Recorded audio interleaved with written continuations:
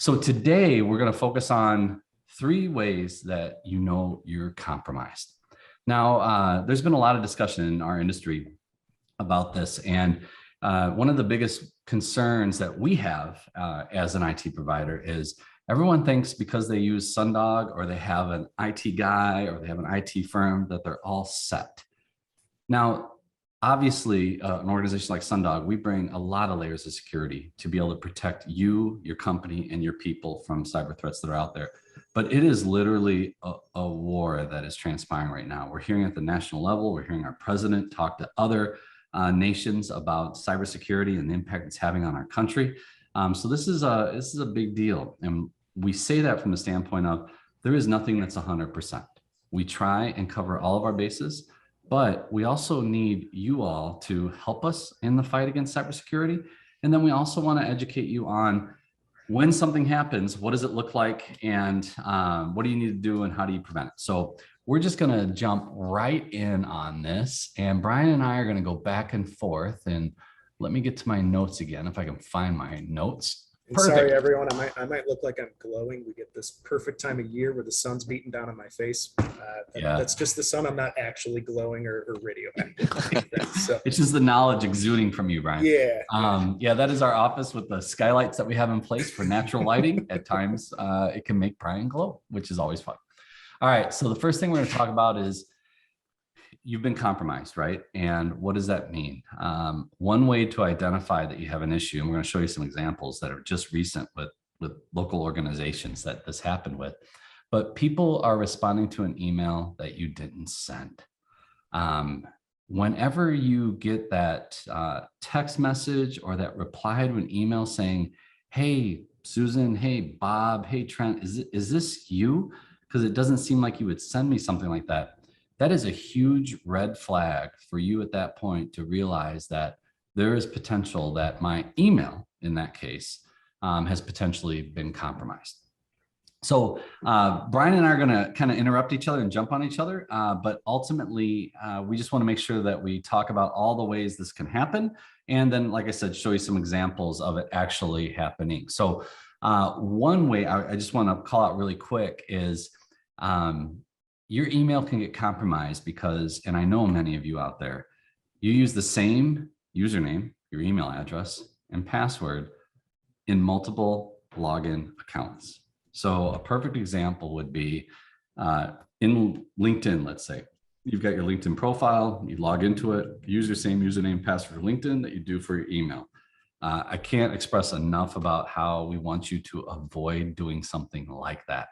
But in this case, let's say you use your same LinkedIn username and password for your email. Well, LinkedIn, Experian, Target, you name it. You should see these announcements all over the news when they happen, but all of these organizations get hacked and they get compromised. So what happens when that happens is, let's use LinkedIn as an example. And let's say a hacker got 10,000 email addresses and passwords, right? What that hacker does is they take that information and it's valuable. And how they sell it is they sell it on a thing called the dark web. And the dark web is like a black market eBay. So hacker puts 10,000 username and passwords on the black market eBay, the dark web. People bid on it. Hey, I'll pay you this much for 1,000. I'll buy all 10,000, whatever it is. And then what the hackers do is they take all those username and passwords and they put them into a software program that they have. And that software program is going to go to chase.com, citibank.com, firstnationalbank.com, midwest.com, but it's also going to go to google.com, right? It's going to go to microsoft365.com, and it's going to be entering in the username and password and all of those things. And when that happens, eventually they're going to get a hit. They're either going to log into a bank account because you use the same username and password, or they're going to log into, in this case, Microsoft 365. And now they have access to your email account. And what do they do when they have access to your email account? Brian, can you give us an example of what happens when a hacker does that? Of course. So typically what we see is a person gets, a hacker's going to get access to your email account, right? And what they're going to do is they're going to shuffle through your entire contact list. And they're going to send a spam email address out to everyone in your contact list.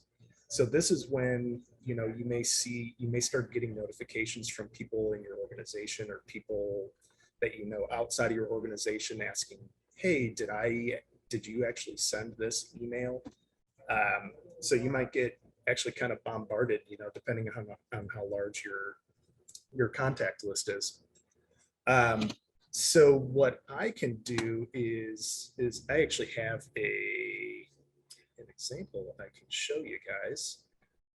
Josh, do you have to give me, nope, share capabilities. If not, I got one for you. Yeah, so I'll There put you go. mine up Yep. here. You guys should be able to see this. This is going to look like, you guys see that? Yep. Perfect. So I blurred some info out here just for security reasons. But what this is actually a legitimate email that came from someone's actual mailbox. So it's not like it was a spoofed email address or anything like that. This is actually coming from someone's real mailbox, and that's why a lot of spam filters and stuff are not going to pick up on this kind of thing because it's technically a legitimate email. But what we're looking for here, I mean, to most of you, this may look like a red flag right away. It's in the email body. They're asking you to click on this link to view attachments. The attachments aren't actually attached to the email in this case, so this link is actually going to redirect you to an external site. And from there, they can do whatever they want to do. It can execute. In most cases, it's going to execute a malicious piece of software that's going to install on your computer, or in some cases, it'll actually redirect you to like a login page and ask you to verify your email and password, and then the cycle kind of starts all over again when you enter in your email password. So that's all I really have to show in this example. Everything else looks pretty legitimate here. So the only thing that we're kind of in this email is, you know, we're being asked to click on a suspicious looking link that's going to show us some kind of content. And I think Cohen has a example of an action, another email that where you can actually see. Oh, I got a great one. Yeah, so you can actually see where the link is taking you and how to identify that. So I'll stop sharing. All right, I'm going to take over then. Now, can you all see the email that I've got up here right now out of the snip tool? Yep. Okay, perfect. So this is literally, if you look over here, 1013. I just got this last week. And this is from an organization locally that said, hello, such and such organization invites you to submit a proposal in accordance with the RFP package. This is a really good one where the formatting is correct. The use of the English language is correct. The grammar is correct. And it pertains to, there is a high probability that this organization was putting out an RFP that Sundog would want to bid on. I looked at this and I thought it was interesting that I didn't know about it ahead of time. So that caused me to generate a little pause, essentially. But ultimately, I really wasn't sure if this was legitimate or not. And for me to be unsure, it shows the sophistication level that is out there crafting these emails. So what this means is a hacker got into the email account of this particular person and they crafted an email to send out to everyone in their sent items, right? Or everyone in their contact list, or both, right? And send this information out because chances are there's going to be a few people like Sundog that might click on the link, because here it's saying, hey, RFP such and such. Yeah, I want to find out more. If it's an opportunity to bid, I want to be able to have that opportunity. But because of who we are, I pause every time and I think before I click. And one of the ways that I think before I click is if I move my mouse over and hover it, don't click, but hover it in front of the link, in this case, the link to the RFP, you're going to see that it was going to send me to such and such dot site123.me. Well, that's not the organization. Doesn't look legit to me. Doesn't look legit at all, right? So that was, huge red flag. So I'm texting the person saying, hey, I get this feeling. Did you send an email out? And I'm curious about it. And they wrote back and said, my email has been hacked. That is not from me. Don't click on that information, right? But the problem is this information went out. So it is out there. It is in the wild. And chances are there are people clicking on something like that. Yeah, and important to note. Sorry to interrupt you here. No, go for it. These people are, they're really trying to get through to important people. So CEOs of companies, in this case, the mayor of DeKalb. So that's a pretty high level target. So just keep that in mind. Especially for your high level staff. Yeah, absolutely. So imagine this email went out to everyone, right? So the problem with this is, you wonder, well, what does it matter? So some email went out, who cares? It's like, well, you can have that thought in your head. But what I want everyone to realize is multiple things can be happening. This whole cyber threat that's happening out there's a liability component that really hasn't been completely realized yet. So let's say this organization sent me this email, I clicked on it. Let's say I got ransomware and it crippled my systems here internally. So who's responsible? Is it because I clicked or is it because you sent it, right? So there's some gray area right now that litigation is going to continue to increase, that we want to avoid the possibility of any litigation whatsoever by making sure that this doesn't happen. But then there's also reputation damage. So if you can allow something like this to happen, what else could you allow? And people will make those connections, and they do make those connections about your organization. And we want to make sure that ultimately you'll be able to prevent something like this from happening. So you don't jeopardize fundraising campaigns, you don't jeopardize marketing campaigns, you don't jeopardize anything that could impact you from being able to generate the revenue for you to be able to accomplish your mission. And email hacking is one of the most pervasive forms right now of cyber security hacks that's going on. And where I want to call out, because what we hear a lot of times from people is, oh, we're all set, or we're too small for something like this to happen. What I want to reiterate, or maybe make it a little more plain, when they bought the 10,000 emails from LinkedIn and they put it into a software program and it went and tried everything. Remember, this is just a computer program doing this. So it's not like a hacker is coming directly after you, 10 user business or 100 user business at all. But once they get in, the software raises its hand, and then a human being is going to take a look and see who's in that particular email account. And I'm going to tell you a quick third-party story. So we had a company reach out locally here in DeKalb County, and they had their office manager's email account got compromised. And they reached out to us and they wanted to know what happened, because insurance and litigation and all that's involved, right? So they wanted to find out how this process went down. So really quickly, what happened was, scenario I described to you, office manager's username and password got compromised, got sold in the dark web, got put in a software program, used their same email address and password for where they got hacked, and used the same one for their email account.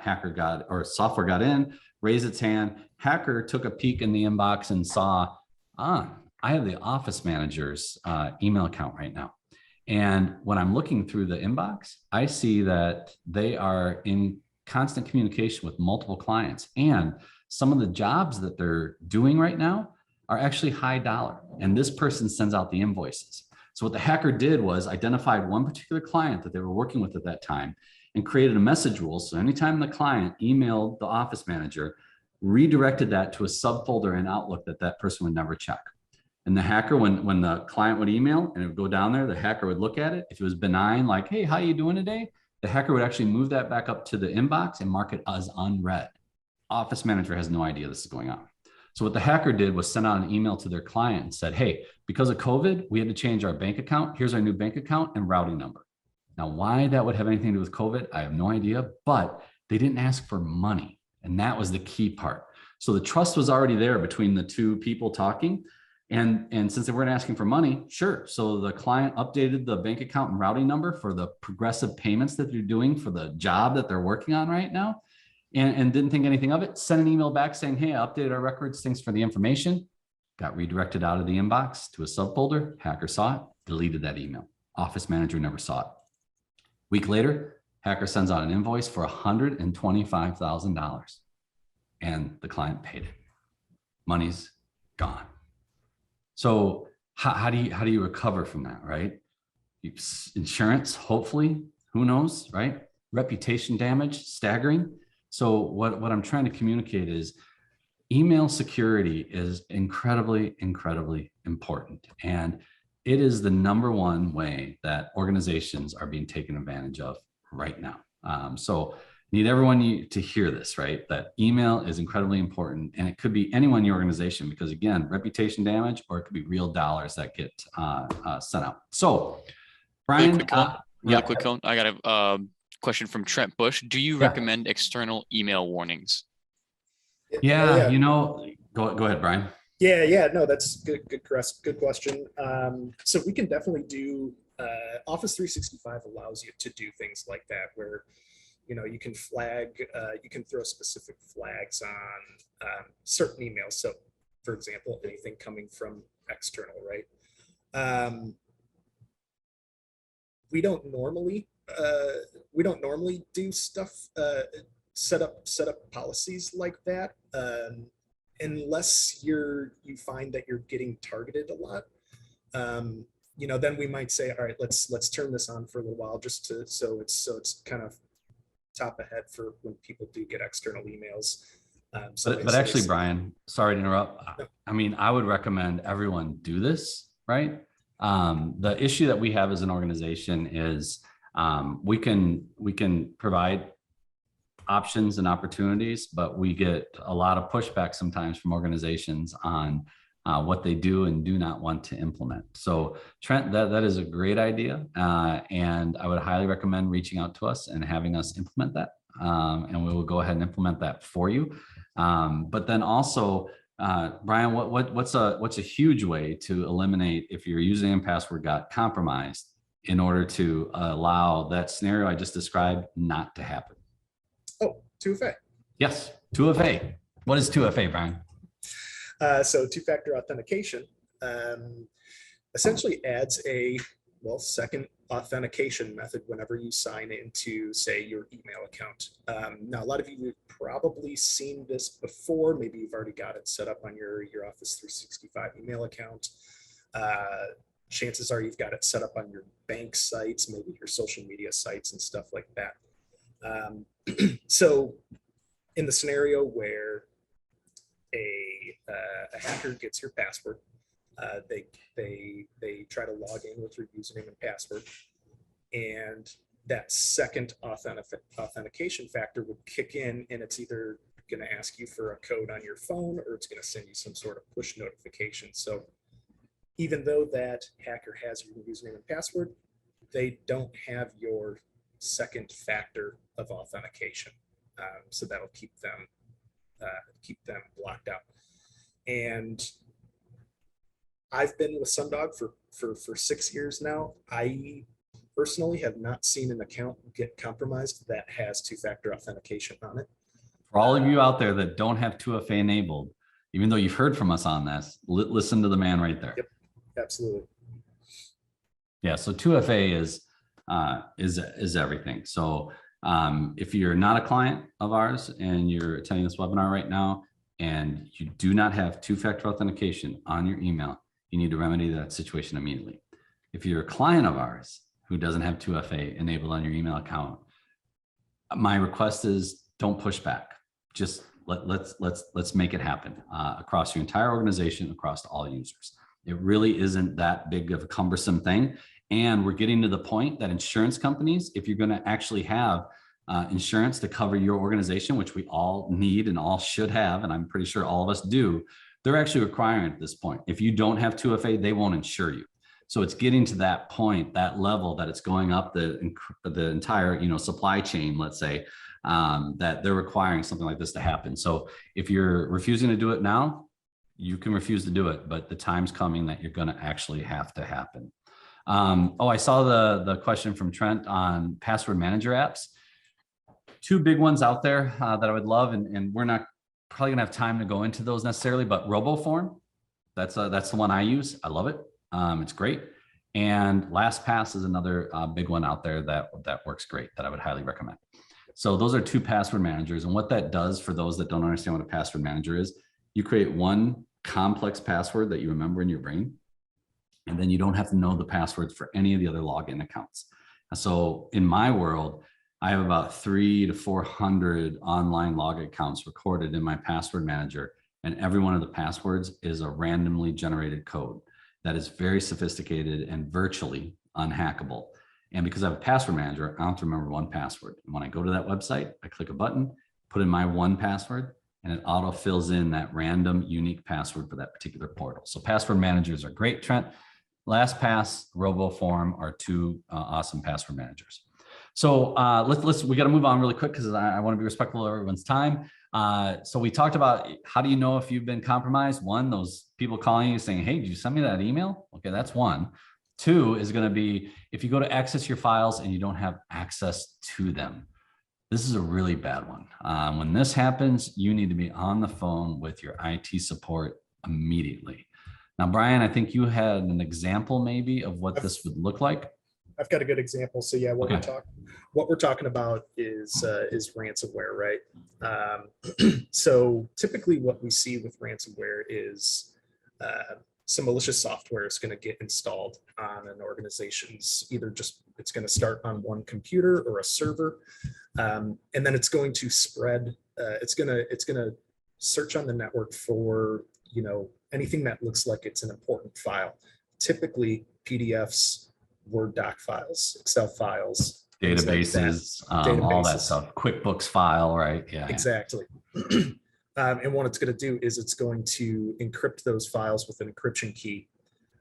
It's sometimes going to change the name of the file, and then it's going to, probably better if I just show you here. Let me share the screen here.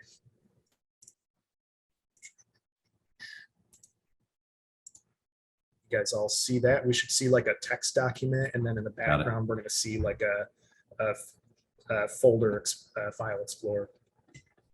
So this is what we would normally see. So if you can see here in the background in the file explorer, you can see 1.pdf, 2.pdf, 3.pdf, and what has happened is the malicious software that's encrypting the files have changed the file extension to this random B59 AEF, right? It's not only changing the file extension, it's actually encrypting the data that actually is within that file. And then what they do is they'll put just a plain text file. Sometimes it's like an HTML file that you can open in a browser or something like that, something that's readable to the user. And that's what this text file is here. There's going to be a notice saying your files have been encrypted.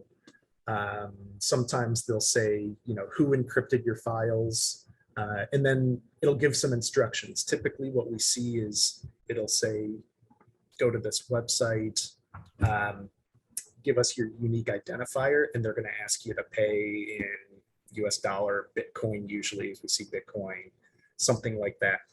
And then they're going to, what they promise is they will send you the decryption software to run on your network, and it'll decrypt all of your files. Now, that's not always the case. We never recommend actually following through with that and paying the ransom.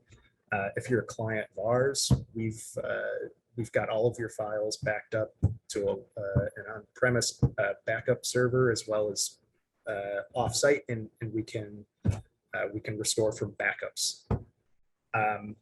But I'd say 95% of the time that we've seen ransomware in the past, it looks like this. You're going to see your folders are going to have weird looking files in it, and you're going to get some sort of notice with instructions on how to pay the ransom and decrypt your files.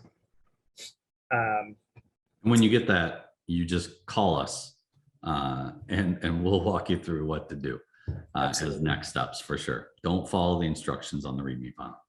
Absolutely. And I know we're kind of running out of time here, and we had one more to talk about. I don't know if you had anything else to share here, Cohen. No, I mean, it just comes down to how seriously we treat this. I'm a veteran. My son's a veteran. My grandfathers, my great grandfathers, right? There's been enough evidence that terrorist organizations are using ransomware as a funding mechanism. So for us as an organization, in no way, shape, or form are we going to have our clients exposed to a point that they would actually have to pay that ransom. Just not going to let it happen. So as Brian mentioned, if you're a client of ours, the backups are in place, the offsite replication, they're air gapped, so it can't hop from on-site over to the cloud. We've really got your back on that one. But again, nothing's 100%, so I can never say 100%, but we bend over backwards to make sure that we've got your data secure. And if you're not a client of ours, it's really important that you understand from your current IT provider, your IT guy, how are they taking care of your software, because there's just too many threats out there. Plaza, you just hopped in. You must have something. Yep. Where do we enter the drawing for the free Sundog hoodie? Free Sundog hoodie. I love it. And though those look good, I think they're pretty darn sharp. They're awesome. These guys. Yeah. So we'll figure that out for you, sir.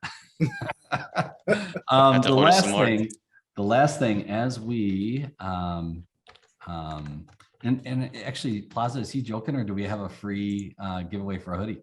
We have no, he just wants the hoodie. Everybody wants the hoodie. So, yeah. I love it. Well, because of that brilliant idea, we're gonna have to get that person a hoodie for sure. Yeah, all right, last thing. Do they if you want to know you've been compromised, the third thing is our clients, you're gonna get an email, and let me share my screen from us. Meeting controls. Oh, there we go. All right. Boom.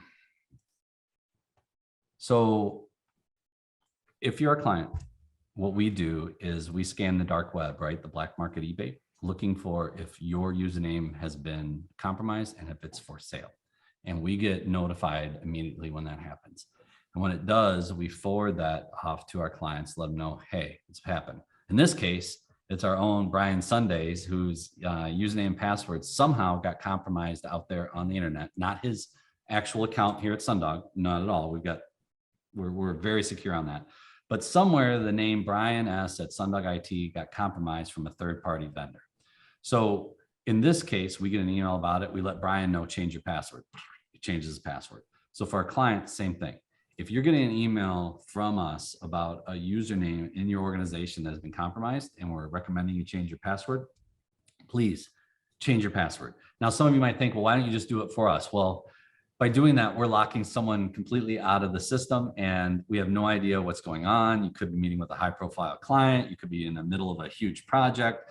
So what we're doing, our responsibility is make sure that you're aware.